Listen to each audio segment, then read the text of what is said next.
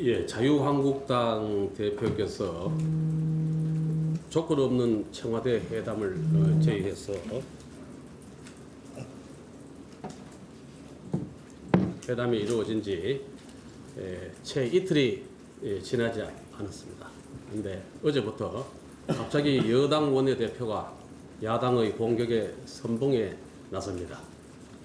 백데클 신친이라는 선동을 포함해서 마무리에 가서는 한국당 스스로 추경 처리하겠다고 말할 때까지 나서지 않겠다 하고 끝을 냅니다. 토론과 타협에 대한 종말을 예고하는 개인의 분노를 쏟아내는 발언입니다. 청와대 조국 수석도 이를 일갈이라고 표현하고 일본의 사태를 전쟁으로 규정하면서 여론 선동전에 장수를 자처하고 있습니다. 청와대의 최종 목적은 국익 대신 여론, 경제 대신 내년 총선에 있음을 스스로 증명하고 있는 것과 마찬가지입니다. 여당 원내대표와 청와대 민정수석의 공격의 이유가 추경이라고 합니다. 그것도 추경 중에서도 일본 사태 대책 예산 때문이라고 합니다. 정부가 제출한 추경 예산안에는 일본 사태 대책 예산이 포함되어 있지 않습니다. 만약에 국회에서 증액이 필요하다고 하면은 정부는 법에 있는 대로 원칙대로 수정 예산안을 제출해야 합니다. 국가재정법 제35조에서는 정부는 예산안을 국회에 제출한 후 부득이한 사유로 그 내용의 일부를 수정하고자 하는 때에는 국무회의의 심의를 거쳐서 대통령의 승인을 얻은 수정 예산안을 국회에 제출할 수 있다고 표명이 규정하고 있고 추경 예산도 당연히 해당되는 조항입니다. 2008년 글로벌 경제위기 때 정부가 그렇게 급하다고 매달렸는데도 국회 정액은 절대 안 된다는 민주당의 요구를 수용해서 국무회의를 거쳐서 다시 수정 예산안을 제출한 사례가 있습니다.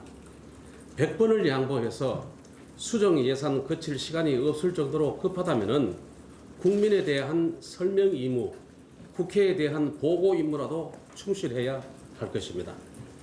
그런데 국무총리 국회 답변에서 1,200억, 여당 정책위 의장은 3,000억, 지금은 최대 8,000억짜리 예산이 돌아다니고 있는 모양인데 이 예산이 숫자만 있고 누구한테 얼마를 줘서 어떻게 쓰겠다는 내용이 없습니다. 전체 몇 년짜리 사업인지, 총 사업비 규모가 몇 조가 되는지, 그래서 성과는 몇 년 뒤에 나타나는지, 어느 산업, 어느 제품의 국산화가 가능한지에 대해서는 실체가 없습니다. 지금 이 시간까지도 나경원 원내대표, 김재원 예결위원장, 이종구 산자위 위원장, 이종배 예결위 간사를 포함해서 110명 한국당 국회의원 중 그 누구도 이 일본 대책 예산 관련 자료를 받아보지 못했습니다. 지난주 목요일에 기재위에 출석한 경제부총리는 일본 사태 대책 예산이 정부의 통상적인 부품 소재 국산화 R&D 사업으로 시작된 사업이지 일본의 경제보복으로 급히 준비해 추가된 사업이 아니다라고 했습니다. 국익을 운운하면서 국회에는 보여줄 수 없다. 국민은 몰라도 된다고도 했습니다. 일본 사태 터지고 마침 추경 국회가 열려 있으니 망정이지 추경 국회가 안 열렸으면 국가재정비도 맞지 않아서 국무회의도 올리지 못할 이런 예산 내용입니다. 전쟁, 대규모 재해, 경제 침체, 대량 실업, 추경 여건 어디에도 해당되지 않습니다. 이 점은 국회 예산정책처가 명확히 정리해주고 있습니다. 예정처는 이번 추경 예산에 맞춰서 발간한 분석 보고서에서 기술개발 성과가 창출되기까지 장기간이 소요되는 R&D 사업은 추경에서 숙고될 필요가 있다. 생각을 좀 더 깊게 해봐야 된다. 본 예산에 담아야 된다. 이런 내용입니다. 법적 흥결에도 불구하고 이 사업을 일본 대응을 위해서 꼭 필요하고 국익을 위해 야당의 협조가 필요하다면 청와대 회동 직후 또는 적어도 오늘 이 자리에는 경제부총리가 와서 비공개 보고라도 해야 하는 성의를 보여줘야 했었습니다.